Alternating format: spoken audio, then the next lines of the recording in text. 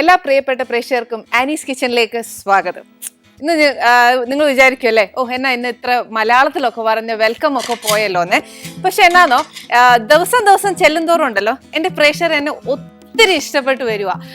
അതുകൊണ്ട് എന്നാന്നറിയോ, നമുക്ക് ഏറ്റവും കൂടുതൽ അടുപ്പം തോന്നുമ്പോഴും വർത്താനം പറയാനും ഒക്കെ തോന്നുമ്പോഴും നമ്മുടെ മാതൃഭാഷ തന്നെയല്ലേ നമുക്ക് ഏറ്റവും കൂടുതൽ വർത്താനം എളുപ്പമായി വരുന്നത്. അതുകൊണ്ട് എന്നൊന്നും ഞാൻ പറഞ്ഞതേ ഉള്ളൂ. എന്നും പറഞ്ഞ് നമ്മുടെ വെൽക്കം ഒന്നും ഞാൻ വിട്ടിട്ടില്ല. എന്നാലും നമ്മുടെ ഇംഗ്ലീഷ് നമ്മുടെ സൈഡിലുണ്ട്. ഞാൻ നിങ്ങളുമായിട്ട് കൂടുതൽ അടുക്കും തോറും മലയാളമായിരിക്കും ഏറ്റവും കൂടുതൽ എനിക്കും എളുപ്പം, നിങ്ങളുമായിട്ട് അടുക്കാനും എനിക്ക് ഏറ്റവും എളുപ്പം. ഇനിയിപ്പോൾ നമ്മൾ ഇവിടെ വൃശ്ചിക മാസമൊക്കെ തുടങ്ങിയിട്ട് നമ്മൾ പനീർ ഉണ്ടാക്കി, നവരത്ന കുറുമ ഉണ്ടാക്കി, ഇതെല്ലാം ഉണ്ടാക്കിയല്ലേ. പക്ഷെ ഇപ്പം ഈ എന്നാ പറയുന്നത്, ഈ സമയത്തൊക്കെ ഉണ്ടല്ലോ, മണ്ഡലകാലവും ക്രിസ്മസിന്റെ നോയമ്പും ഒക്കെയാന്നേ. അന്നേരം മൊത്തത്തിൽ ഒരു വെജിറ്റേറിയൻ മേളവാ ഇപ്പം അങ്ങോട്ട് ഈ ഡിസംബർ നവംബർ പകുതി തൊട്ട്. അന്നേരം എന്നാൽ നമുക്ക് ഡിസംബർ വരുമ്പോഴത്തേക്ക് ക്രിസ്മസിന്റെ എന്നാ പറയുക ഒരുക്കങ്ങളൊക്കെ ഒരുങ്ങണ്ടേ.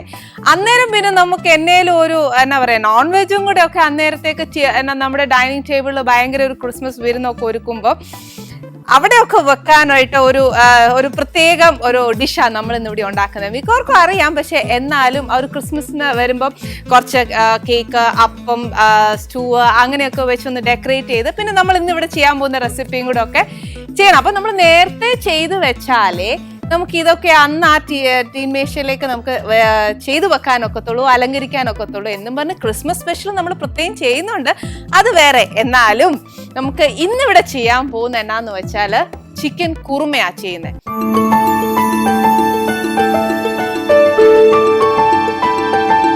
ഇനി ചിക്കൻ കുറുമയ്ക്ക് വേണ്ടിയുള്ള ഇൻഗ്രീഡിയൻസ് എന്നൊക്കെയാണെന്ന് നമുക്ക് നോക്കാം. ഇതിപ്പോൾ ഞാൻ 1 കിലോ ചിക്കൻ എടുത്തേക്കുന്നത്. ഇത് കുഞ്ഞു കുഞ്ഞു കഷ്ണങ്ങളാക്കിയാണ് മുറിച്ചേക്കുന്നത്. അന്നേരം എന്നാന്ന് വെച്ചാൽ ചിക്കൻ ആണെങ്കിൽ ഒത്തിരി വലിപ്പമൊന്നും വേണ്ട, ഇച്ചിരി തീരെ കുഞ്ഞല്ല, എന്നാൽ ഇച്ചിരി ഒത്തിരി മുഴുത്ത കഷ്ണമല്ല, ഒരു മീഡിയം സൈസിൽ നിന്ന് ഇച്ചിരി ചെറുതായിട്ട് മുറിച്ചേക്കുവാ. ഇത് 1 കിലോ ചിക്കൻ എടുത്തേക്കുന്നത്.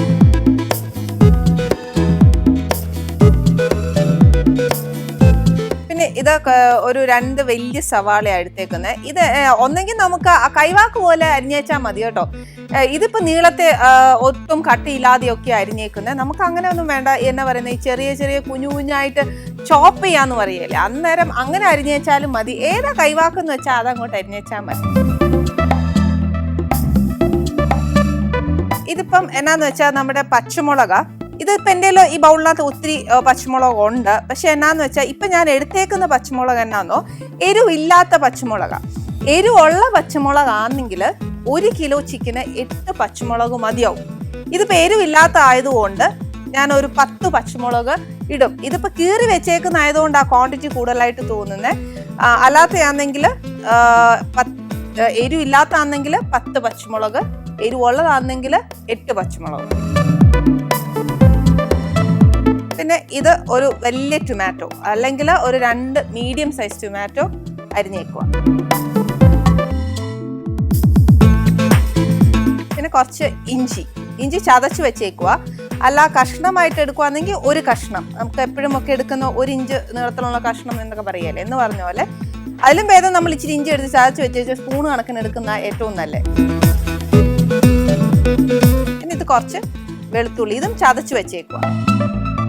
പിന്നെ കുറച്ച് മല്ലിയില. ഇതിപ്പം എന്നാ പറയുക, ഇന്ന് കറിവേപ്പില ഒരു രക്ഷയില്ല, മല്ലിയിലേ ഉള്ളൂ. പിന്നെ രമ്പയിലയില്ല. ഇതെന്നാന്ന് വെച്ചാൽ ഇച്ചിരി കശകശയാ.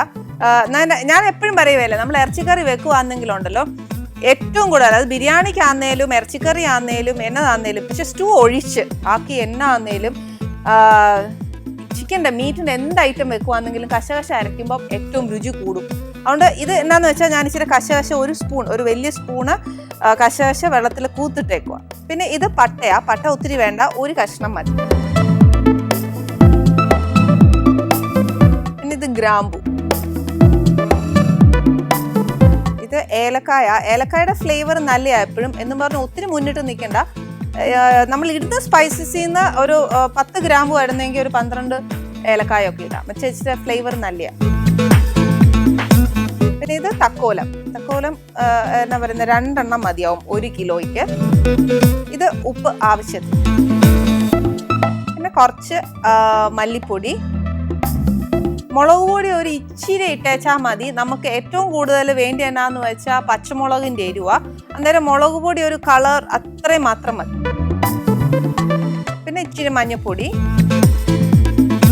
പിന്നെ കുറച്ച് അണ്ടിപ്പരിപ്പ്. ഇത് ഗാർണിഷ് ചെയ്യാനല്ല, ഇതെന്നാന്ന് അറിയാമോ, കുറച്ച് തേങ്ങാപ്പാൽ എടുക്കണം. അതെന്നാന്ന് വെച്ചാൽ കുറച്ച് കട്ടിക്കുള്ള തേങ്ങാപ്പാൽ. അത് നമുക്ക് ആ തേങ്ങാപ്പാല നമ്മുടെ ആ കറിക്ക് ഗ്രേവി തരുന്നേ. അന്നേരം ഈ തേങ്ങാപ്പാലിൻ്റെ കൂടെ നമുക്ക് ഈ അണ്ടിപ്പരിപ്പ് നല്ലതായിട്ട് അരയ്ക്കണം. ഈ കാഷ്യൂ പേസ്റ്റ് നമ്മൾ ഏത് കറിക്ക് ചേർക്കുവാണെങ്കിലും നല്ല ടേസ്റ്റാണ്. അതെന്നാന്നോ, ചിക്കൻ കറി ആന്നേലും മട്ടൻ കറി ആന്നേലും മീറ്റ് ഐറ്റംസിനെല്ലാം നമുക്ക് കാഷ്യൂ തേങ്ങാപ്പാലിൻ്റെ കൂടെ അരച്ച് ചേർക്കുവാണെങ്കിൽ നല്ല ടേസ്റ്റാണ്. ഇനി വേണ്ടിയത് കുറച്ച് നെയ്യ. എന്നാന്നോ, അണ്ടിപ്പരിപ്പ് ഒരു വശം ഇപ്പം നെയ്യും എന്നാന്നോ, ഇച്ചിരി ടേസ്റ്റൊക്കെ വരണമെന്നുണ്ടെങ്കിൽ നമ്മൾ ഇങ്ങനത്തെ കാര്യങ്ങളൊക്കെ ചേർത്തേ പറ്റുള്ളൂ. എന്നെ ഇഷ്ടപ്പെടുവാണെങ്കിൽ ഈ കറിയൊക്കെ വെച്ചേച്ച് നല്ലതായിട്ടൊന്ന് എക്സസൈസ് ചെയ്താൽ ഞാൻ പറഞ്ഞ 2 കാര്യവും നമുക്ക് കിട്ടും. ഏതാ? ഒന്ന് ആരോഗ്യവും നല്ല രുചിയും. ഇനി നമുക്ക് എന്നാ ചെയ്യേണ്ടതെന്ന് ഞാൻ പറഞ്ഞുതരാം. അടുപ്പ് കത്തിച്ച് ഇതിനകത്തോട്ട് ഇച്ചിരി നെയ്യ്. അതെന്നാ നെയ്യ് എത്രയാണ് കണക്കെന്ന് വെച്ചാൽ നമ്മുടെ ആ സവാളയും ടൊമാറ്റോയും ഒക്കെ ഒന്ന് വഴറ്റാൻ വേണ്ടിയിട്ട് മാത്രം മതി. ഇതിപ്പോൾ എൻ്റെ കയ്യിലിരിക്കുന്ന ടീസ്പൂൺ കണക്കാ. അതിനൊരു 2 ടീസ്പൂണാണ് ഞാൻ ഇതിനകത്ത് ഒഴിച്ചേക്കുന്നത്. ഇനി നെയ്യ് നല്ലതായിട്ടൊന്ന് ചൂടാവട്ടെ. ആ സമയത്തുണ്ടല്ലോ, ഞാൻ എപ്പോഴും ഇറച്ചിക്കറിയൊക്കെ വെക്കുവാന്നേൽ ഈ നമ്മുടെ സ്പൈസസ് ഉണ്ടല്ലോ തനിയെ പൊടിക്കത്തേ ഉള്ളൂ. അന്നേരം അതിന് എന്നാൽ ഈ കുറുമയ്ക്ക് പ്രത്യേകം നമ്മൾ അരക്കുകയും വേണം. അതിനകത്ത് അതെന്തൊക്കെയാണ് വേണ്ടതെന്ന് പറയാം.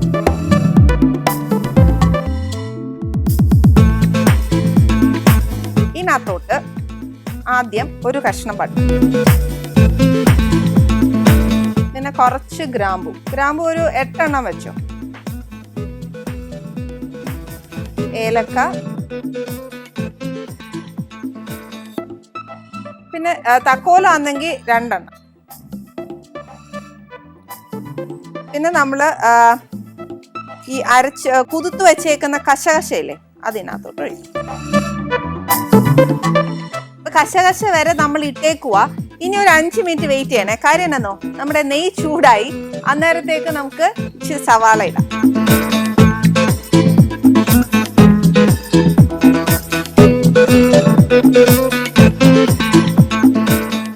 സവാള നല്ലതായിട്ടൊന്ന് വഴറ്റണേ. എന്നാന്ന് വെച്ചാൽ അതൊരു എന്നാ പറയുന്നത് ബ്രൗൺ കളർ ആവണ്ട, എന്നാൽ അതിൻ്റെ ഒരു ടെൻഡർ ആവണം. ഇനി നമുക്ക് സവാള ഇതിനകത്തിട്ട് വഴുന്ന സമയത്ത് എന്നാ ചെയ്യണമെന്നോ, ബാക്കി നമ്മുടെ അരപ്പ് പകുതിയാക്കി വെച്ചേക്കുമല്ലേ, ഇനി ഇതിനകത്തോട്ട് നമ്മുടെ പച്ചമുളക് ഇടണം. ഇതിപ്പോൾ കീറി വെച്ചേക്കുന്ന പച്ചമുളക്. അന്നേരം ഒരു എന്നാ പറയുന്നത് 8 പച്ചമുളക് കണക്ക്. അപ്പോൾ നമ്മളൊരു 16 പീസസ് ഇടണം. ഇഞ്ചി ഒരു വലിയ സ്പൂൺ. അതേപോലെ വെളുത്തുള്ളി.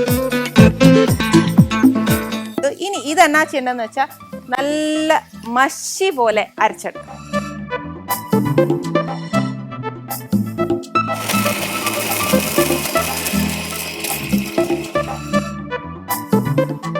നല്ല മഷി പോലെ അരച്ചെടുത്തിട്ടുണ്ട്. ഇത് ഇവിടെ ഇരിക്കട്ടെ. ഇത് കുറച്ച് നമ്മൾ ഈ ഉള്ളി വഴറ്റാനിട്ടേക്കുക. ഇത് ഇച്ചിരി ഒന്ന് വഴന്ന് കഴിയുമ്പോഴത്തേക്ക് നമുക്ക് ടൊമാറ്റോ ഇടണം. ടൊമാറ്റോ ഒക്കെ ആണെങ്കിൽ ഹാഫ് ഇട്ടേച്ചാൽ മതിയേ. ഹാഫ് ഇട്ടേച്ചും ബാക്കിയുണ്ടല്ലോ നമ്മുടെ കുറുമായിലൊക്കെ ഇച്ചിരി ടൊമാറ്റോ ഒക്കെ കിടക്കുന്ന കാണുമ്പോൾ നല്ല രസമാണ്. ഇച്ചിരി ഒരു യെല്ലോയും റെഡും ഒക്കെ ആയിട്ട് മിക്സ് ചെയ്തിട്ട് ഇപ്പം നമ്മുടെ ഉള്ളി ആന്നേൽ പകുതി വഴന്നിട്ടുണ്ട്. ഇനി നമ്മുടെ ഒരു പകുതി ടൊമാറ്റോ എടുത്തിട്ടുണ്ട്.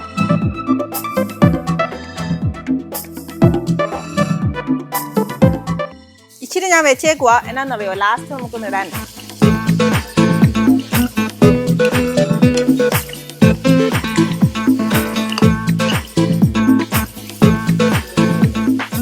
ഇപ്പം നമ്മുടെ ഉള്ളിയൊക്കെ നല്ല വഴന്ന് അതിങ്ങനെ എന്നാ പറയുന്നത്, നമ്മളിട്ട ടൊമാറ്റോ ഒക്കെ ആണെങ്കിൽ അതിൻ്റെ ഫ്ലഷൊക്കെ വിട്ട് തൊലി പ്രത്യേകം ഫ്ലഷിനകത്തോട്ട് അങ്ങ് എന്നാ പറയുക സ്മാഷായി ചേർന്നേക്കുവാണ്. ഇനിയാണ് നമ്മൾ അരച്ചു വെച്ചേക്കുന്ന നമ്മുടെ അരപ്പ് ഇതിനകത്തോട്ട് ചേർക്കാൻ പോകുന്നത്.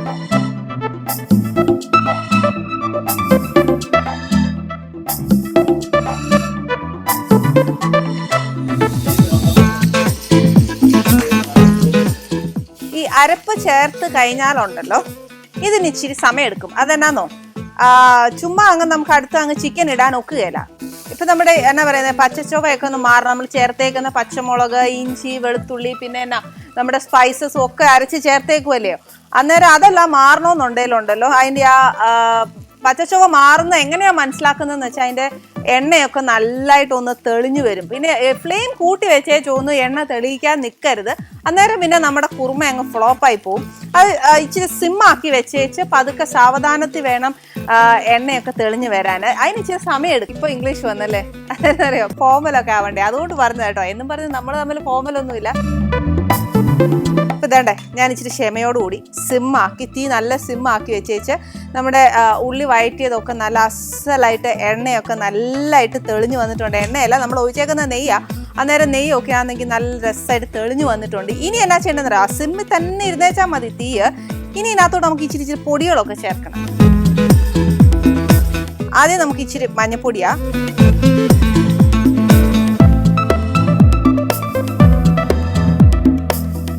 മുളക് പൊടി ഒരു ഇച്ചിരി പേരിന് ചേർത്തേച്ചാൽ മതി.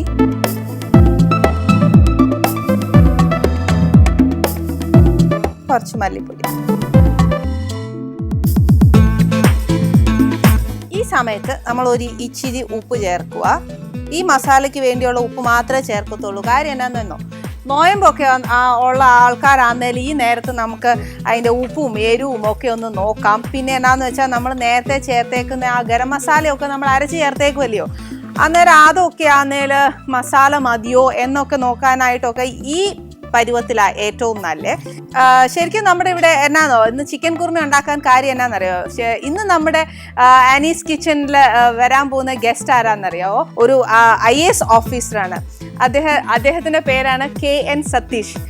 അദ്ദേഹത്തെ കുറിച്ച് പറയുവാണെങ്കിൽ നമുക്കൊക്കെ അറിയാം. പക്ഷേ എന്നാന്നറിയോ, ഒരു അദ്ദേഹത്തെ പറ്റി പറയാൻ ഒരു വ്യക്തി എന്ന നിലയ്ക്ക് ഞാൻ പറയുവാണെങ്കിൽ ഏറ്റവും ഭാഗ്യമാണ്. കാര്യം എന്നാന്നറിയാവോ, നമ്മുടെ ഗുരുവായൂർ അമ്പലത്തിലെ അഡ്മിനിസ്ട്രേറ്റർ ആയിട്ട് ഗുരുവായൂരം ദേവസ്വം ബോർഡിന്റെ അഡ്മിനിസ്ട്രേറ്റർ ആയിരുന്നു. അത് കഴിഞ്ഞ് നമ്മുടെയൊക്കെ എന്നാ പറയുന്നത്, തിരുവനന്തപുരത്തെ നമ്മൾ പണ്ട് കാലം പോലെ നമ്മുടെ രാജാവായിട്ട് വെച്ചേക്കുന്ന, ഇപ്പോഴും അതെ, നമ്മളൊക്കെ അദ്ദേഹത്തിന്റെ ദാസന്മാരാന്നൊക്കെ ഒക്കെ പറയണം, നമ്മുടെ പത്മനാഭസ്വാമിയുടെ എക്സിക്യൂട്ടീവ് ഓഫീസറുമായിരുന്നു അദ്ദേഹം. ശരിക്കും ഒന്ന് ആലോചിച്ച് നോക്കിയോ, ഒരു മനുഷ്യ ജന്മത്തിൽ തന്നെ അദ്ദേഹം 2 വേർഷനാ. എന്നാന്നോ, നമ്മൾ ജനങ്ങളെയും സേവിച്ചിട്ടുണ്ട്, അതേപോലെ നമ്മുടെ മഹാരാജാവായ ശ്രീ പത്മനാഭസ്വാമിയും അതേപോലെ നമ്മുടെ ഗുരുവായൂർ കണ്ണനെയും. പിന്നെ ഭാഗ്യം വേണം അല്ലേ, എങ്ങനെയൊക്കെ കിട്ടണമെന്നുണ്ട് അല്ലേ. ശരിക്കും ഗുരുവായൂർ ദേവസ്വത്തിലേക്ക് ഇരിക്കുമ്പോൾ തന്നെ അദ്ദേഹത്തിന് ഗുരുവായൂർ ഭക്തന്മാർക്ക് ഇഷ്ടം പോലെ അനുഭവങ്ങൾ കണ്ണൻ കൊടുത്തിട്ടുണ്ട്.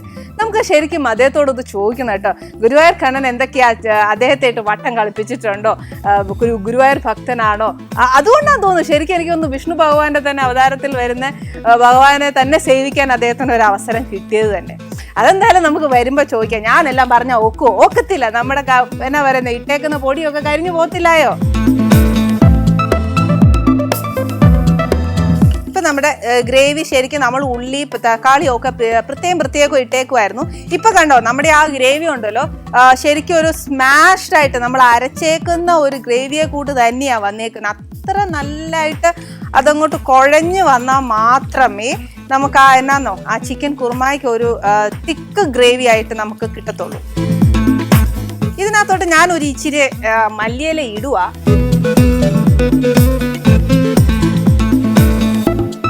ഇനിയിപ്പോൾ എൻ്റെ എന്നാ പറഞ്ഞ ഇട്ട പൊടിയൊക്കെ നല്ലതായിട്ട് അങ്ങ് മൂത്തു. ഇനി ഞാൻ ഇതിനകത്തോട്ട് നമ്മുടെ ചിക്കൻ ഇടുക. ചിക്കൻ കുറുമായ്ക്കൊക്കെ ഒരു കുഞ്ഞു കഷ്ണങ്ങളായിട്ട് മുറിച്ചേച്ചാൽ മതിയേ.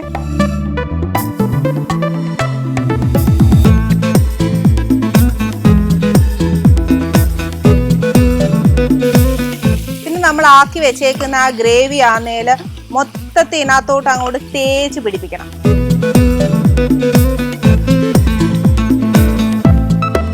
ഈ ഗ്രേവി അങ്ങോട്ട് തേച്ച് പിടിപ്പിക്കുമ്പോഴത്തേനുണ്ടല്ലോ സിമ്മാക്കി വെച്ചാൽ മതി, അല്ലെങ്കിൽ ഉണ്ടല്ലോ കരിഞ്ഞു പോകും.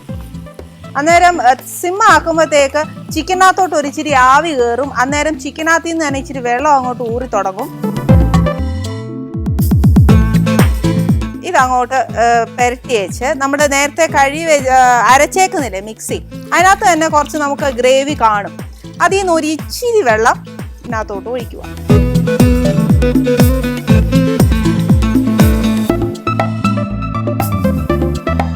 നേരത്തെ ഞാൻ ഇച്ചിരി ഉപ്പ് ഇട്ടിട്ടുണ്ടായിരുന്നു. ഇനി ഞാൻ എന്തായാലും ചിക്കൻ വെന്തേച്ചേ ഉപ്പ് നോക്കത്തുള്ളൂ. പിന്നെ ഇതിനകത്ത് ഓരോ ഓപ്ഷനും കൂടെ ഉണ്ട്. തക്കാളി ഇഷ്ടമാന്നേലിടാം. ഞാനിപ്പോൾ ഇട്ടേക്കുന്ന തക്കാളിയാ, ഇതല്ലാന്നുണ്ടെങ്കിൽ 50-50 റേഷ്യോയിലിടാം. എന്നാന്നോ നല്ല ഹങ്കേഡ്, അതായത് നല്ല കട്ട തൈര് ഉണ്ടെന്നുണ്ടെങ്കിൽ അത് ഇച്ചിരി ഒഴിച്ചാലും ഇച്ചിരി രുചി കിട്ടും. ഇതേണ്ട ഞാൻ നല്ലതായിട്ട് അതിനെ പെരട്ടി വെച്ചിട്ടുണ്ട്. ഇനി ചിക്കൻ എന്തായാലും വെന്തല്ലേ പറ്റുള്ളൂ. Welcome back to Annie's kitchen. Chicken വേവാൻ വെച്ചിട്ടുണ്ടേ.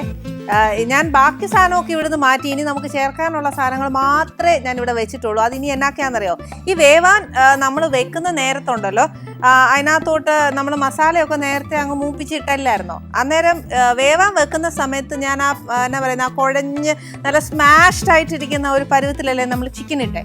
ആ നേരത്ത് ഇച്ചിരി മസാലയോ എരിവോ എന്നേലും വേണം എന്നുണ്ടേല് ആ സമയത്ത് ഇച്ചിരി ഗരം മസാല ഇടാം. അല്ലെങ്കിൽ ഈ പച്ചമുളക് നമ്മൾ കീറി വെച്ചേക്കുമല്ലേ, അന്നേരം അതിൽ നിന്ന് 1-2 ഇടാം. പിന്നെ ഇടയ്ക്കൊന്ന് നോക്കുക അതിൻ്റെ എന്നാ പറയുന്നത്. ഇപ്പം ഞാൻ കാണിച്ചു തരാം അതെങ്ങനെയാന്ന് വെച്ചാൽ. എന്താ, നമ്മൾ ഈ തുറക്കുമ്പോൾ തന്നെ നല്ല മണമുണ്ട് കേട്ടോ ചിക്കൻ. പക്ഷെ എന്നാ പറയുന്നത്, ഇപ്പം നമുക്കൊന്നും ചെയ്യാറായിട്ടില്ല. അടുത്ത നമുക്ക് ഇൻഗ്രീഡിയൻസ് ചേർക്കാനുണ്ട്. ഇതേപോലെ എണ്ണയൊക്കെ തെളിഞ്ഞു വരും ഒന്ന് വെന്ത് കഴിയുമ്പോഴത്തേക്ക്. ആ സമയത്ത് വേണമെങ്കിൽ ഇച്ചിരി ഉപ്പോ പിന്നെയും നമുക്കെല്ലാം കുറവാണെന്നുണ്ടെങ്കിൽ ഇച്ചിരിയൊക്കെ ഇടാം. ഇനിയിപ്പോൾ എന്നാ ചെയ്യാൻ പോകുന്നതെന്ന് അറിയാമോ, ഇതിനകത്തോട്ട് ഇച്ചിരി തേങ്ങാപ്പാൽ ഒഴിക്കാം. തീ ഒത്തിരി സിമ്മാക്കിയേക്കണേ, ഒട്ടും കൂട്ടണ്ട.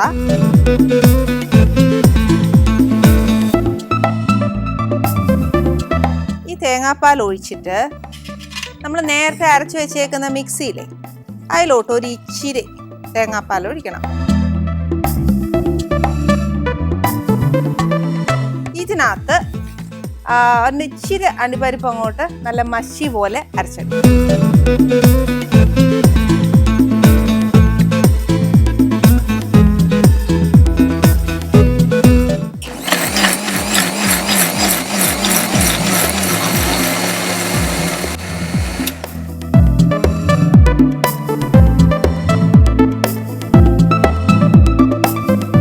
നമ്മൾ തേങ്ങാപ്പാൽ ഒഴിച്ചേക്കുമല്ലേ, ഇനിയിപ്പം ഇച്ചിരി തീ അങ്ങോട്ട് കൂട്ടി വെച്ച് ഇതിനെ നല്ലതായിട്ടൊന്ന് ഇളക്കണം. എന്നുവെച്ചാൽ നമ്മൾ നേരത്തെ ബാക്കി വെച്ചിരുന്നില്ലേ ഒരു കുറച്ച് തക്കാളി അങ്ങ് മാറ്റി വെച്ചല്ലേ, അത് ഇതിനകത്തോട്ട് ഇടണം. ഇതിനെ ഇപ്പം വെന്ത അങ്ങനെ ഒന്നും ഉടയൊന്നും വേണ്ട. ഇതിൻ്റെ ഒരു ആവിയും ചൂടും ഒക്കെ കൊണ്ട് ഇത് ഇച്ചിരി ഒന്ന് വേവും, അത്രച്ച് മതി. ഇതിനകത്തോട്ട് നമ്മൾ അരച്ച് വെച്ചേക്കുന്ന അണ്ടിപ്പരിപ്പ് അങ്ങ് ചേർക്കുക.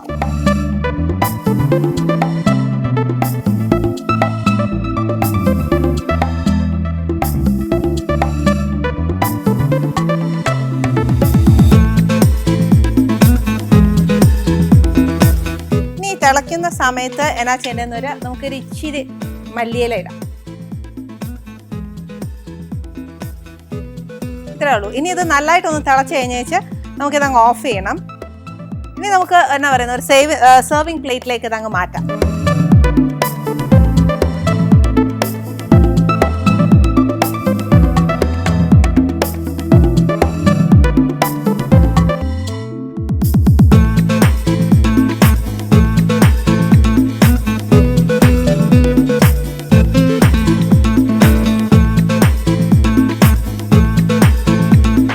ഇതിനകത്തോട്ട് നമുക്ക് കുറച്ച് മല്ലിയില.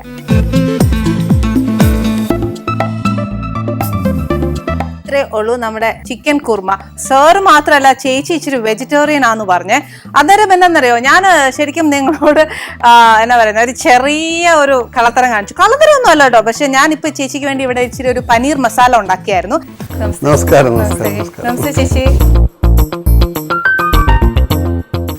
ശരിക്കും എന്താണെന്ന് പറയുക സർ, ആനീസ് കിച്ചണിൽ ദ വെരി ഫസ്റ്റ് ടൈം ഒരു IAS ഓഫീസർ ഞങ്ങളുടെ ഷോയിലേക്ക് വരുന്നത്. സോ ഞാനും എൻ്റെ പ്രേക്ഷകരും really proud of that sir. Thank you very much for coming to our show. അതൊരു വലിയൊരു ഭാഗ്യമായിട്ട് ഞങ്ങൾ കണക്കാക്കുന്നു. അതാ ശരി. എന്താ അറിയോ സാർ, ഒരു കാര്യം എനിക്ക് സാറിനെ കാണുമ്പോൾ ചോദിക്കണമെന്ന് വിചാരിച്ചെന്നറിയാം. എൻ്റെ മോനും ഇപ്പം സെക്കൻഡ് സൺ, അവനിങ്ങനെ IAS ഓഫീസർ ആവണം എന്നൊക്കെ പറഞ്ഞിട്ട് ഭയങ്കരമായിട്ട് ഇപ്പോഴേ ഭയങ്കര ഇതാ.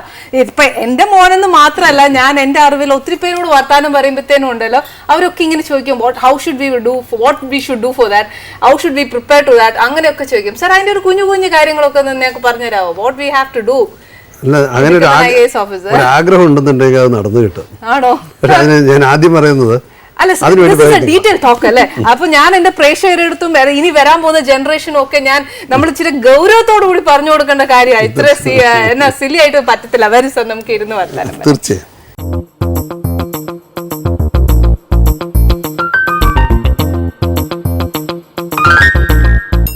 പറയണം സർ, ഞങ്ങൾക്ക് നല്ലൊരു അഡ്വൈസ് തരും, എന്താ ചെയ്യേണ്ടതെന്ന്. ആഗ്രഹം ഉണ്ടെന്നുണ്ടെങ്കിൽ അത് നടത്തിയെടുക്കലാണ് നമ്മുടെ ജീവിതത്തിലെ ഏറ്റവും വലിയ ലക്ഷ്യം. ഓക്കെ. അങ്ങനെയാണെങ്കിൽ ഇതൊന്നും അത്ര വലിയൊരു ഭാരിച്ച പണിയൊന്നുമല്ല. ഒരു കുട്ടിക്ക് IAS കിട്ടണമെന്ന് വെച്ചാൽ കുറച്ച് എഫേർട്ട് എടുത്തു കഴിഞ്ഞാൽ കിട്ടാവുന്നതേ ഉള്ളൂ. ഓ, അത് ശരി. പഠിച്ച കാര്യങ്ങൾ തന്നെ അതിലും ചോദിക്കുന്നുള്ളൂ. ഞങ്ങളൊക്കെ പിന്നെ പ്രൊമോഷനായിട്ട് വന്ന IAS ഓഫീസേഴ്സാണ്. അതായത് ഭാഗ്യം കൊണ്ട് പിന്നെ സർവീസ് കൊണ്ടും എത്തിയവരാണ്. പക്ഷേ ഡയറക്റ്റായിട്ട് വരുന്നവരെ സംബന്ധിച്ചിടത്തോളം അങ്ങേയറ്റം ഭാവിയുള്ള ഒരു ഫീൽഡാണ് IAS, ഇന്ത്യൻ സിവിൽ സർവീസ്. കുറച്ച് ഹാർഡ് വർക്കിംഗ് ആയിരിക്കണം, കുറച്ച് ജനറൽ നോളജ് ഉണ്ടാവണം, പഠിച്ച സബ്ജക്റ്റിനെ പറ്റി നല്ല അവഗാഹം ഉണ്ടായിരിക്കണം. ഉണ്ടെങ്കിൽ കുറച്ച് ഡെഡിക്കേറ്റഡ് ആയിട്ട് വർക്ക് ചെയ്യും വേണം. അത് പലരും മറ്റു പല സംസ്ഥാനത്ത് പോയി ഒറ്റയ്ക്ക് ഇരുന്ന് പഠിക്കുന്നതിൻ്റെ പ്രധാന കാരണം അതാണ്. നമ്മൾ വീട്ടിലിരുന്ന് പഠിക്കുമ്പോൾ അമ്മ പറയും, മോനെ ഒന്ന് ഏത്തപ്പഴം വാങ്ങിക്കൊണ്ടു പോകാം. അപ്പോൾ ആ കോൺസെൻട്രേഷൻ പോകും. അപ്പോൾ അതിനു വേണ്ടി പലരും അങ്ങനെ മാറി നിന്ന് പഠിച്ചിട്ടുള്ളവരാണ് ഇന്ന് ചെറുപ്പക്കാരായിട്ടുള്ള കേരളത്തിൽ നിന്ന് കിട്ടിയ എല്ലാ IAS ഓഫീസേഴ്സും അങ്ങനെയുള്ളവർ തന്നെയാണ്. നന്നായി വർക്ക് ചെയ്ത് കഴിഞ്ഞാൽ കിട്ടാത്തതൊന്നുമല്ല ഇത്. നമ്മൾ പലപ്പോഴും പോസ്റ്റ് ഗ്രാജുവേഷൻ പഠിക്കുമ്പോഴും മറ്റേ ഇതിനൊക്കെ പ്രൊഫഷണലായിട്ടുള്ള കോഴ്സുകൾ പഠിക്കുമ്പോഴും അങ്ങേയറ്റം നമ്മൾ ഹാർഡ് വർക്കിംഗ് നടത്താറുണ്ട്. അതേപോലെ ഒരു ഹാർഡ് വർക്കിംഗ് ഇത് കിട്ടണം എന്നുള്ള ആഗ്രഹത്തോട് നടത്തിയാൽ തീർച്ചയായും കിട്ടും. മോനോട് ധൈര്യമായിട്ട് പറയാ, നന്നായി ശ്രമിച്ചോളാം. അതെ, എന്റെ മോനോട് മാത്രമല്ല, ഒത്തിരി പിള്ളേരുണ്ട് സർ ശരിക്കും ഈ IAS വേണ്ടി വർക്ക് ചെയ്യുന്നത്. ഇപ്പോൾ ഹയർ സെക്കൻഡറി ഡയറക്ടർ കൂടിയാണ് ഞാൻ. ഇപ്പോൾ ഞങ്ങളുടെ കരിയർ ഗൈഡൻസ് വിങ് തന്നെ ഇപ്പം IAS പറ്റിയ രീതിയിലുള്ള കോച്ചിങ്ങൾ പോലും സ്കൂൾസിൽ കൊടുക്കുന്നുണ്ട്. കുട്ടികളെ 10-25 കുട്ടികളെ സെലക്ട് ചെയ്ത് ആ രീതിയിലേക്ക് വേണ്ട കോച്ചിങ് തുടക്കത്തിലേക്ക് കൊടുത്ത് കൊണ്ടുവരുന്നത്. അപ്പം ഇല്ല, സെലക്ടഡ് സ്കൂൾസിലേക്കാണ് നമ്മൾ ചെയ്യുന്നത്. മറ്റു പല സ്കൂൾസിൽ നിന്ന് കുട്ടികളെ സെലക്ട് ചെയ്ത് ഏതെങ്കിലും ഒരു സ്ഥലത്ത് വെച്ചിട്ടാണ് കോച്ചിങ് കൊടുക്കുന്നത്. അത് അവരെ ആ ഇതിലേക്ക് ഡെവലപ്പ് ചെയ്ത് കൊണ്ടുവരാനാണ്. കഴിഞ്ഞ ഒരു 1-2 വർഷമായിട്ട് തുടങ്ങിയിട്ടുള്ളൂ. ഇനി ഫ്യൂച്ചറിലെ മിക്ക സ്കൂൾസിലും അങ്ങനെ വരാൻ ചാൻസസ് വരും. എന്റെ മോന് ഇപ്പൊ 8th ആയിട്ടുള്ളൂ. അപ്പം എത്രയും വേഗം വന്നാല് +2 പഠിക്കുന്ന കുട്ടികളെയാണ് നമ്മൾ സെലക്ട് ചെയ്യുന്നത്. +1 +2 പഠിക്കുന്നത് ആ കുട്ടികളെ സെലക്ട് ചെയ്ത് ആ കുട്ടികളെ പ്രോപ്പറായി ഗൈഡ് ചെയ്ത് കൊണ്ടുപോകണം. അപ്പം ഇനിയിപ്പോൾ നമ്മൾ 12th വരുമ്പോഴത്തേക്ക് ഇന്ന ഗ്രൂപ്പ് അങ്ങനെയൊന്നുമില്ല അല്ലേ? ഏത് ഗ്രൂപ്പായാലും സിവിൽ സർവീസിൻ്റെ ഒരു ഗുണമുള്ളത് നമ്മളാണ് സബ്ജക്റ്റ് ഓപ്ഷൻ കൊടുക്കുന്നത്. ഇപ്പോൾ പലരും തന്നെ ഇപ്പോൾ ബോട്ടണി പഠിച്ച ആൾ ബോട്ടണിയും അല്ലെങ്കിൽ വേറെ സൈക്കോളജിയും കൊടുക്കും. കാരണം അവർക്ക് ഏറ്റവും ഇഷ്ടമുള്ളതും അറിവ് കൂടുതലുള്ള സബ്ജക്റ്റിലേക്ക് നമുക്ക് കൊടുക്കാം. താല്പര്യമുള്ള സബ്ജക്റ്റ് ആയിരിക്കണം എന്ന് മാത്രം. അവരുടെ ഇൻട്രസ്റ്റ് സ്പെസിഫൈഡ് സബ്ജക്ട്സ് ഒന്നുമില്ല, അങ്ങനെയൊന്നുമില്ല. കാരണം പല സബ്ജക്റ്റുകളുണ്ട്, അതിൽ നമുക്ക് ഇഷ്ടമുള്ളത് ഓപ്റ്റ് ചെയ്യാം. Sir, as an IAS officer ഞാനൊരു കാര്യം ചെയ്തേ, സാറിന് ഇപ്പം ആ ഒരു പദവിയിൽ ഇരിക്കുമ്പം are you well happy to that? തീർച്ചയായും. നമുക്ക് പലപ്പോഴും സാധാരണക്കാരനെ ഏറ്റവും കൂടുതൽ സഹായിക്കാൻ പറ്റുന്ന ഒരു ഫീൽഡാണിത്. കാരണം പലരും പറയും, കാരണം IAS ഒന്നും ചെയ്യാനില്ല എന്നൊക്കെ പറയും. പക്ഷെ നമ്മുടെ മനസ്സിൽ നല്ലത് ചെയ്യാൻ ആഗ്രഹിക്കുന്നുണ്ടെങ്കിൽ ചെയ്യാനുള്ള അവസരം ഗവൺമെൻറ് നമുക്ക് തരാറുണ്ട്, പബ്ലിക് തരാറുണ്ട്. അത് പിന്നെ ജനങ്ങളുടെ സപ്പോർട്ട് നമുക്ക് കിട്ടും, നല്ല കാര്യങ്ങൾ ചെയ്യാൻ പറ്റും. അങ്ങനെ എന്തെങ്കിലും അനുഭവങ്ങൾ വന്നിട്ടുണ്ടോ? തീർച്ചയായും. നമുക്ക് ഇപ്പം ഞാൻ റവന്യൂ ഡിപ്പാർട്ട്മെൻറ്റിൽ നിന്നാണ് IAS കിട്ടി വരുന്നത്. റവന്യൂ ഡിപ്പാർട്ട്മെൻറ്റിൽ ഇരിക്കുമ്പോൾ തന്നെ ഞാൻ താസാരായിട്ടൊക്കെ തുടങ്ങിയിട്ടുള്ള ആളാണ് സർവീസിൽ. ആ കാലഘട്ടത്തിലും സാധാരണക്കാരനെ ഇപ്പം കാലാകാലങ്ങളായി പട്ടയം കിട്ടാതെ പിന്നെ ഒരു കടമെടുക്കാൻ പറ്റാത്ത ആൾക്കാരൊക്കെ ഒരു പട്ടയത്തിന് അപേക്ഷിക്കുമ്പോൾ അവർക്ക് പട്ടയം നമ്മൾ എത്രയും പെട്ടെന്ന് കടമ്പകളില്ലാതെ പെട്ടെന്ന് കൊടുക്കാൻ മിക്കതും നമുക്ക് ചെയ്തു കൊടുക്കാവുന്നതേ ഉള്ളൂ. പിന്നെ ആവശ്യമില്ലാത്ത സംശയങ്ങളും ഇതും നമ്മൾ വെച്ച് പേടിച്ച് കൊടുക്കാതിരിക്കുന്ന അവസ്ഥ വരുമ്പോഴാണ് അവർക്ക് മാനസികമായിട്ട് അവർ തകർന്നു പോകുന്നത്. അത് നമുക്ക് കൊടുക്കാവുന്ന കാര്യങ്ങൾ ഇന്ന് കൊടുക്കാനുള്ളത് ഇന്ന് തന്നെ കൊടുത്താൽ അവർക്ക് അത്രയും സന്തോഷമുണ്ട്. അവരുടെ ആ സാറ്റിസ്ഫാക്ഷനാണ് നമ്മുടെ സാറ്റിസ്ഫാക്ഷൻ. ശരിയാ സർ പറയുന്ന വളരെ ശരിയാ. ഇന്ന് കൊടുക്കാൻ പറ്റുന്നത് ഇന്ന് കൊടുക്കാൻ പറ്റണം. പക്ഷെ നമ്മുടെ ഓഫീസിൽ മിക്കവർക്കും അങ്ങനെ പറ്റുന്നില്ലല്ലോ. സംശയമാണ്. കാരണം ഇത് ഞാൻ പലരും ചിന്തിക്കുന്ന പല ഓഫീസേഴ്സും ചിന്തിക്കും. പൊതുവെ ഞാൻ അങ്ങനെ ചിന്തിക്കാറില്ല. കാരണം നമ്മളൊരാൾക്ക് കൊടുക്കാൻ പറ്റുമോ എന്നുള്ള കാര്യങ്ങളാണ് കൂടുതൽ ഞാൻ നോക്കുന്നത്. നമുക്കിത് എങ്ങനെ കൊടുക്കാതിരിക്കാമെന്ന് നോക്കുന്ന ഉദ്യോഗസ്ഥന്മാരുമുണ്ട്. കാരണം നിയമത്തിൻ്റെ ഓരോ വരികളുടെ ഇടയിലൂടെ വായിച്ച് ഇത് എങ്ങനെ റിജക്ട് ചെയ്യാം, എങ്ങനെ എൻ്റെ തടി രക്ഷപ്പെടുത്താം, അങ്ങനെയാണ് ഈ പണിക്ക് വരണ്ട. ശരി. ഇപ്പം ജനങ്ങളെ സേവിക്കുന്ന കാര്യം പറഞ്ഞപ്പോൾ തന്നെ ഏറ്റവും കൂടുതൽ എനിക്ക് ശരിക്കും സാറിനോട് ഒരു സ്പെഷ്യൽ എന്താ പറയുക ഒരു സന്തോഷം എന്താ അറിയോ, രണ്ട് പ്രമുഖ ക്ഷേത്രങ്ങളാണ്. കാര്യം ഗുരുവായൂരപ്പനെ നമുക്ക് ഒരിക്കലും കളയാൻ പറ്റില്ല. അതേപോലെ നമ്മളൊക്കെ തിരുവനന്തപുരത്തുള്ളവരൊക്കെ ശരിക്കും ഞങ്ങളുടെയൊക്കെ മഹാരാജാവായിട്ട് ഞങ്ങൾ കാണുന്നതാണ് പത്മനാഭസ്വാമി. അല്ല, അതിൽ തന്നെ ഇപ്പോൾ ഗുരുവായൂരായാലും പത്മനാഭസ്വാമി ക്ഷേത്രമായാലും അവിടുത്തെ ശരിയായൊരു ഇതെന്താണെന്ന് വെച്ചാൽ ഇപ്പം ഞാൻ കാണുന്നത് ഞങ്ങൾ ഉദ്യോഗസ്ഥന്മാർ തൊഴുക അല്ലെങ്കിൽ സ്വാധീനമുള്ളവർ തൊഴുക എന്നല്ല, സാധാരണക്കാരന് ഒരു ബുദ്ധിമുട്ടുമില്ലാതെ വന്ന് തൊഴുതു പോകാൻ കഴിയുമെങ്കിൽ അതിനുവേണ്ടി ഞങ്ങൾ എന്ത് ചെയ്യുന്നു, അതാണ് ഏറ്റവും ഭഗവാൻ നല്ല രീതിയിൽ കാണാം. തീർച്ചയായിട്ടും. അപ്പോൾ സാറിന് ആ ഒരു ഭഗവാനെ സേവിക്കുമ്പോൾ ഉണ്ടാവുന്ന ഒരു ഭഗവാനെ സ്നേഹിച്ച് ഭഗവാനെ പ്രാർത്ഥിച്ച് അപ്പോൾ നമ്മുടെ കോൺഫിഡൻസ് ലെവൽ കൂടും. അങ്ങനെ കോൺഫിഡൻസ് ലെവൽ കൂടിക്കഴിഞ്ഞാൽ നമ്മുടെ കാര്യങ്ങൾ സാധിക്കും. അപ്പോൾ അതാണ് നമ്മൾ ഏത് തരത്തിലും കാണാം. കാരണം നമുക്ക് നല്ല കാര്യങ്ങൾ നടന്നു കിട്ടാൻ നമ്മൾ പ്രാർത്ഥിക്കുമ്പോൾ അത് നടന്നു കിട്ടുമ്പോഴാണ് സുഖം. എന്നാൽ ആ സ്ഥാനത്ത് മറ്റൊരാളെ ദ്രോഹിക്കാൻ ഇപ്പോൾ പലപ്പോഴും പല ക്ഷേത്രങ്ങളും കാണും ശത്രു സംഹാര പുഷ്പാഞ്ജലി. യഥാർത്ഥത്തിൽ അത് ശത്രു സംഹാര പുഷ്പാഞ്ജലി, ശത്രുതാ സംഹാര പുഷ്പാഞ്ജലിയാണ്. ശത്രുതയെ ഇല്ലാതാക്കുന്ന പുഷ്പാഞ്ജലിയാണ്. അല്ലാണ്ട് ശത്രുവിനെ തകർക്കാൻ അയാളുടെ ശത്രുത ഇല്ലാതാക്കുക, അതെന്ന് വെച്ചാൽ അവരെ മിത്രമാക്കുക എന്നാണ്.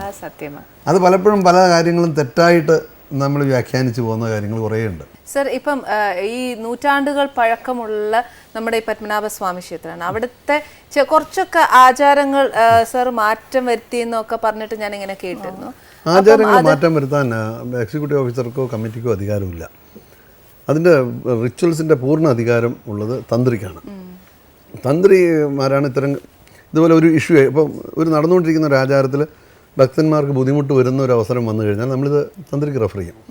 തന്ത്രിയാണ് അതിൽ തീരുമാനം എടുക്കുന്നത്. തന്ത്രി തീരുമാനം എടുക്കുന്നത് വെറുതെ ഒരു മീറായിട്ടൊരു തീരുമാനമല്ല എടുക്കുന്നത്. അദ്ദേഹം പല പുസ്തകങ്ങൾ നോക്കിയും മറ്റ് പല അമ്പലങ്ങളിലെ ഇത് നോക്കിയതിന് ശേഷം അവർ ഗ്രൂപ്പായിരുന്നു ആലോചിച്ചിട്ടാണ് തീരുമാനം എടുക്കുന്നത്. അങ്ങനെ ഇപ്പം ഉദാഹരണത്തിന് ഇപ്പം ചുരിദാർ ഗുരുവായൂർ ആദ്യം അലോ ചെയ്തിരുന്നു പെൺകുട്ടികളെ സംബന്ധിച്ചിടത്തോളം. അത് അലോ ചെയ്തതെന്ന് വെച്ചാൽ ഈ ചുരിദാർ വസ്ത്രത്തിൻ്റെ കാര്യങ്ങളിലേക്ക് അവർ കടന്നു. വസ്ത്രം കടന്നപ്പം സ്ത്രീകൾക്ക് ഭഗവത് പ്രസാദം കിട്ടുന്നത് മുഖത്തുകൂടിയാണ്, മുഖം മറയ്ക്കാൻ പാടില്ല. പുരുഷന്മാർക്ക് ചെസ്റ്റിലൂടെ മാറിലൂടെയാണ് കിട്ടുന്നത്. അപ്പോൾ അങ്ങനെയാണെങ്കിൽ ഈ ചുരിദാറായാലും സാരി ആയാലും ഒരുപോലെയാണ്. ഇതിനെല്ലാത്തിനും ഓരോ പൊരുളുണ്ടാവും. പക്ഷെ അപ്പോൾ സാർ നമ്മുടെ പത്മനാഭസ്വാമി ക്ഷേത്രത്തിലും ഇതേമാതിരി ഉണ്ട്. പക്ഷെ വെളിയിൽ നിന്ന് മുണ്ട് വാങ്ങിച്ചു കൊടുത്തിട്ട് വെളിയിൽ നിന്ന് അതെന്ത് ഓക്വേർഡാണ്. അത് പൂർണ്ണമായിട്ടും ഞാൻ അത് ശരിയാണെന്ന് ഞങ്ങൾക്ക് പറയാൻ കഴിയില്ല. ഭാവിയിൽ ഭക്തന്മാരുടെ ആവശ്യം വരികയാണെങ്കിൽ ഇത്തരം കാര്യങ്ങൾ തന്ത്രിക്ക് റെഫർ ചെയ്ത് തന്ത്രിയുടെ കയ്യിൽ നിന്ന് ഇതിന് അനുവാദം വാങ്ങിയിട്ട് നമ്മൾ ചെയ്യാവുന്നതേ ഉള്ളൂ. അമ്പലത്തിൽ തന്നെ ഹാർഡ് ആൻഡ് ഫാസ്റ്റ് ആയിട്ടുള്ള കാര്യങ്ങളില്ല. അത് പൂജാതി കാര്യങ്ങളിലുണ്ട്. പക്ഷേ ഭക്തന്മാർ വരുന്നത് നമ്മുടെ ഇന്ത്യൻ കോൺസ്റ്റിറ്റ്യൂഷനും നമുക്ക് ബൈൻഡിങ് ആണ്. ഇപ്പോൾ പണ്ട് നരബലി നടത്തിയിരുന്നു എന്ന് പറയുന്ന അമ്പലങ്ങളിൽ അപ്പോൾ അത് നടത്താൻ പറ്റില്ല, കാരണം കോൺസ്റ്റിറ്റ്യൂഷൻ അനുവദിക്കുന്നില്ല. അപ്പോൾ അതേ സ്ഥാനത്ത് കോൺസ്റ്റിറ്റ്യൂഷൻ അനുവദിക്കാത്ത കാര്യം നമുക്ക് ചെയ്യാൻ പറ്റില്ല. കോൺസ്റ്റിറ്റ്യൂഷൻ അനുവദിക്കുന്ന കാര്യങ്ങൾ അമ്പലത്തിന് യോജിച്ച വിധത്തിൽ എന്തും ആവാം. കാലാകാലങ്ങളായിട്ട് മാറ്റങ്ങൾ വരുത്തിയിട്ടുണ്ട്. പണ്ട് ഒറ്റക്കൽ മണ്ഡപത്തിൽ ആരെയും കയറ്റിയിരുന്നില്ല, പിന്നെ അത് കയറ്റാൻ തുടങ്ങി. ശരിക്കും പറഞ്ഞ സാർ, ഞാനൊക്കെ എൻ്റെ കല്യാണം കഴിഞ്ഞ സമയത്ത് ഏട്ടനൊക്കെ ആദ്യമായിട്ട് പത്മനാഭസ്വാമി ക്ഷേത്രത്തിൽ കൊണ്ടുപോകുമ്പോൾ ശരിക്കും അതിനകത്തെ ഒരു അറ്റ്മോസ്ഫിയർ എന്ന് പറഞ്ഞാൽ ശരിക്കും നമുക്ക് ഭയങ്കര റിലീഫ് കിട്ടുന്ന ഒരു അറ്റ്മോസ്ഫിയർ. ഇന്ന് ശരിക്കും എനിക്ക് തോന്നുന്നു ഭഗവാനെ കാണാനല്ല വരുന്നത്, ഈ കലവറ എവിടെ എന്ന് എന്നൊക്കെ പറഞ്ഞത് വളരെ കറക്റ്റാണ്. പല ടൂറിസ്റ്റുകൾ വന്നു കഴിഞ്ഞാൽ അവർ അന്വേഷിക്കുന്ന കലവറയാണ്. ഏത് പൂട്ടിയിട്ട് ഏതെങ്കിലും നാഗസ്വരപ്പുറം പൂട്ടിയിട്ട് കിടക്കുന്നുണ്ടെങ്കിൽ ഉടനെ അതിൻ്റെ മുമ്പിൽ പോയി നിന്നിട്ട് ചിലർ പറഞ്ഞു കൊടുക്കും ഇതിനകത്താണ് എല്ലാം സൂക്ഷിച്ചിരിക്കുന്നവരെ പറയുന്ന ആളുകളുണ്ട്. സാർ കലവറനകത്ത് കയറി കണ്ടിട്ടുണ്ടോ? ഒരു വീട്ടമ്മ ഞാനും പറയുന്നുണ്ട്, എല്ലാവരും ഭഗവാനെ കാണാനല്ല. നമ്മളിപ്പോൾ ഇൻവെൻറ്ററൈസേഷൻ നടത്തുന്ന മറ്റേ കംപ്ലീറ്റ് ഇൻവെൻറ്ററി തയ്യാറായിക്കൊണ്ടിരിക്കുകയാണല്ലോ, അത് ചെയ്തുകൊണ്ടിരിക്കുകയാണ്. ഇപ്പോൾ ഓൾമോസ്റ്റ് എല്ലാം കഴിഞ്ഞു. ഇനി ഒരു കലവറ മാത്രമേ തുറക്കാനുള്ളൂ. അത് സുപ്രീം കോടതിയുടെ പെർമിഷൻ. ശരിക്കും സാർ ഞങ്ങൾ ഈ കഥയൊക്കെ കേട്ടിട്ടേ ഉള്ളൂ, ഇതിനകത്ത് നിധിയുണ്ട്, വജ്രം മറ്റത്, അതൊക്കെ ആണോ? തീർച്ചയായും ഇതൊക്കെ തന്നെ എത്രയോ കാലങ്ങൾക്ക് മുമ്പ് ഇവിടെ സൂക്ഷിച്ച് വെച്ചിട്ടുള്ളതാണ്. ഈ അറകളൊക്കെ തുറന്നിട്ട് കാലങ്ങൾ കുറയായി.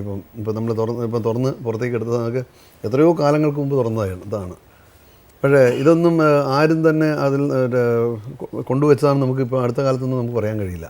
സർ, ഇപ്പൊ ഇത്രയും പഴക്കമുള്ള അമ്പലമാകുമ്പോൾ ഇത്രയും കലവറയൊക്കെ ആണെങ്കിൽ ഇപ്പോഴും ഈ കലവറയൊക്കെ നീറ്റ് ആയിട്ടാണോ ഇട്ടേക്കുന്നത്? കലവറ ഉണ്ടാക്കിയതായിട്ട് മധുരൈ റെക്കോർഡിൽ കാണുന്ന 1461 ആദിത്യ ഉദയ മാർത്താണ്ഡവർമ്മ എന്ന് പറഞ്ഞ 1461 ആണ് ഈ കലവറയൊക്കെ പണിതായിട്ട് കാണുന്നത്. ഒറ്റക്കൽ മണ്ഡപം പണിത് വന്നാണ്. നീറ്റാണോ അതിനാകമൊക്കെ? അതോ കരിങ്കല്ലാണ്. കലവറയൊക്കെ എന്നാന്നൊന്നും ഞങ്ങൾക്കൊന്നും അറിയാൻ മേല. കലവറ എന്ന് പറഞ്ഞാൽ ശരിക്കും പറഞ്ഞാൽ പഴയ ലോക്കറാണ്. പഴയ ലോക്കറാണ്. നമ്മുടെ ആഭരണങ്ങളും വാല്യുബിൾസും സൂക്ഷിക്കുന്ന. അപ്പം അന്ന് കാലത്ത് എന്ന് പറഞ്ഞു കഴിഞ്ഞാൽ ഇന്നത്തെ രീതിയിലുള്ള പൂട്ടുകളല്ല. അന്ന് ഉണ്ടായിരുന്ന നാഴിപ്പൂട്ട് എന്ന് പറഞ്ഞൊരു പൂട്ടാണ്. അത് ആ പൂട്ടാണെന്ന് പറഞ്ഞാൽ 2 താക്കോൽ ഒന്നിച്ചിട്ട് ഒരേ സമയത്ത് തിരിച്ചു കഴിഞ്ഞാൽ മാത്രമേ തുറക്കാൻ കഴിയുള്ളൂ, പൂട്ടാനും പറ്റും. അപ്പോൾ ആ രീതിയിലുള്ള സംവിധാനമായിരുന്നു. പിന്നെ പഴയ ചില ക്ഷേത്രങ്ങളിൽ ഞാൻ പറഞ്ഞു കേട്ടിട്ടുണ്ട്, ചില കലവറയ്ക്ക് അടുത്ത് കഴിഞ്ഞാൽ കണ്ണ് പോയി പോകും. കാരണം അന്ന് ആർസനിക് പോയിസൺ അതിനകത്തിടുമായിരുന്നു. ഓക്സിജൻ്റെ ഇതിൽ ആർസനിക് മറ്റേ വേപ്പേഴ്സ് വന്ന് കണ്ണിലടിച്ച് പോവും, കണ്ണ് പോയി എന്നൊക്കെ പറയുന്നത് കേട്ടിട്ടുണ്ട്. അത് എല്ലാവർക്കും അത്തരം കാര്യങ്ങളൊക്കെ പേടിയുണ്ട്. പഴയ കാലത്തുള്ള ഈ വിശ്വകർമാക്കൾ, അതായത് ഇത് ചെയ്യുന്ന ആചാര്യമാർ ഇത്തരം കാര്യങ്ങളൊക്കെ നല്ലോണം അറിയുന്നവരായിരുന്നു.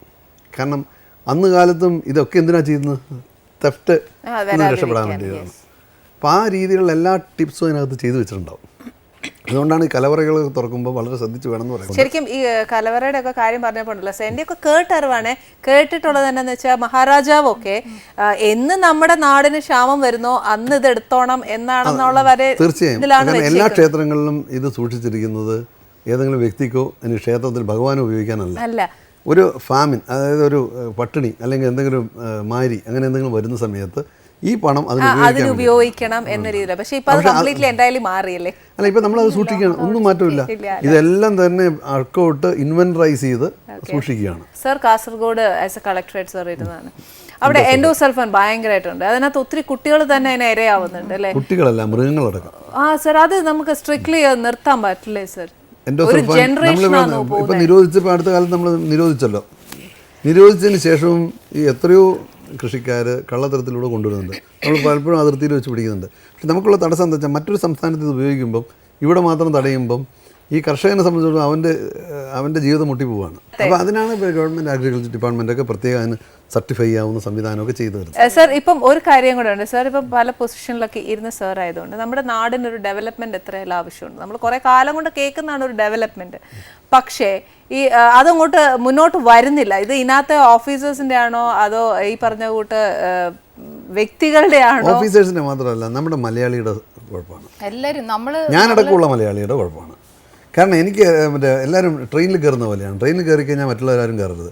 എൻ്റെ വീട്ടിൽ മുമ്പിൽ നല്ല റോഡും സൗകര്യം ഉണ്ടെന്നുണ്ട് ഡിപ്പാർട്ട്മെന്റ് കോർഡിനേഷൻ ഇല്ല. കാരണം അതിൻ്റെ തകരാറില്ലാതെ. കാരണം ജനങ്ങൾ ഒന്നിച്ച് മാസമായിട്ട് എതിർക്കുന്ന കാര്യങ്ങൾ ഉദ്യോഗസ്ഥന്മാർക്ക് നടപ്പാക്കാൻ ബുദ്ധിമുട്ടാണ്.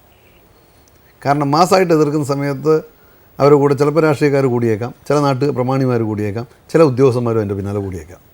കാരണം അത്തരം പ്രശ്നം വരുമ്പോൾ ഒരു ഉദ്യോഗസ്ഥ സമൂഹത്തിനൊന്നും ചെയ്യാൻ കഴിയാതെ. ശരിക്കും സർ ഇത് ഓഫീസിന്റെ ഇന്നർ പോർഷൻ. പക്ഷെ ഞാനൊരു വീട്ടമ്മ നിലയ്ക്ക് ഞാൻ പറയുവാന്നെ, ഇപ്പൊ നമ്മുടെ റോഡ് ഒന്ന് ടാർ ചെയ്തിട്ടേക്കുവാന്ന് വെച്ചോ, അതിന്റെ കംപ്ലീറ്റ് റോഡൊക്കെ ക്ലീൻ ചെയ്ത് പിറ്റേ ദിവസം ആ വീടിന്റെ മുന്നേ അത് അങ്ങോട്ട് വെട്ടിപ്പൊളിച്ച് പൈപ്പിന് വേണ്ടി ഇടും. അങ്ങനെയൊക്കെ ഈ സംഭവത്തിന് തന്നെ ഇറിഗേഷൻ ഡിപ്പാർട്ട്മെന്റ്, ഈ വാട്ടർ അതോറിറ്റിയൊക്കെ ഇപ്പം പല പ്രധാനപ്പെട്ട റോഡ് പണിയുന്നതിന് മുമ്പ് തന്നെ നല്ല പൈപ്പ് അടിയിൽ കൂടി ഇട്ടേക്കും. ഇപ്പം ചെയ്തു വരുന്നുണ്ട്.